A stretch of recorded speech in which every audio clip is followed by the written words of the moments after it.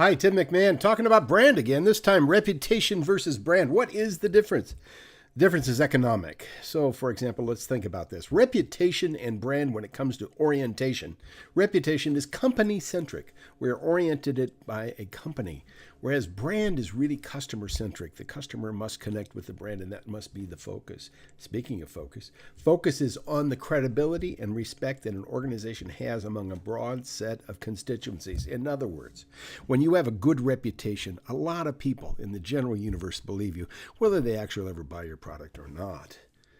Secondly, the brand side of focus is really what a product, service, or company has promised to its customers and what that commitment means to them.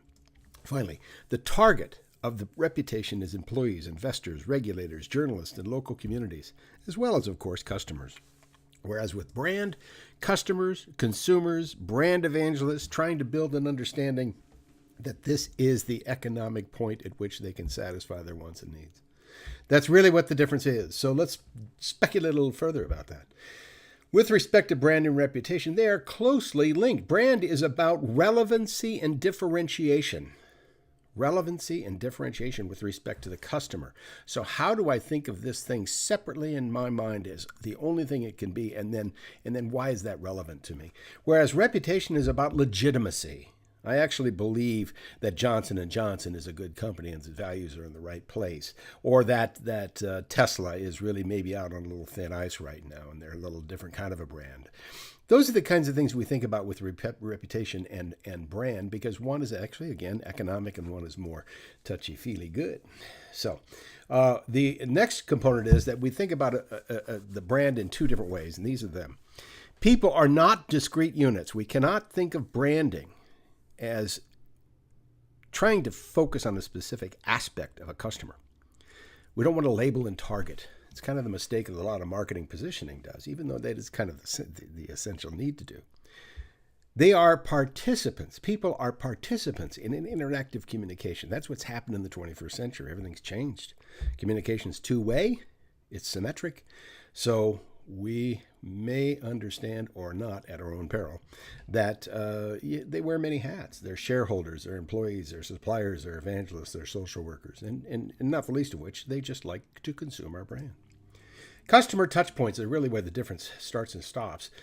Customers interact with your brand, product, service in a number of different ways, and we try to understand what those are because what we want to do is design better user interfaces and user experiences. Uber is not just a better way to get around. It's much more easier for the customer to actually execute the need for a ride and the actual payment of a ride and the actual fulfillment of the ride. The user design, user interface that is, and the user experience are really critical to the pulling out of the brand aspects. Finally, when this is tied to elements of brand, and this is what we get into this week with the brand roadmap, values, messages, icons, personality, the brand actually comes alive, and that's what we attempt to pull off. All right, what's this? It's brown. What is brown? Yeah, you'd probably say UPS, a color associated with a delivery service. And this is what we think of when we think of a UPS, the guy that comes to our door, the car, the race car, if you've seen that on the track, the airplane, if you've seen it at the airport, and of course, the rolling stock, that big, beautiful brown truck that is universally the same almost everywhere.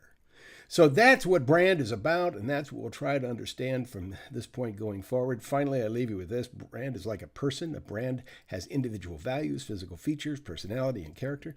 Like a story, a brand has characters, setting, and a plot. And like a friend, a brand offers a personal relationship, one that, in the best case scenario, evolves as you do.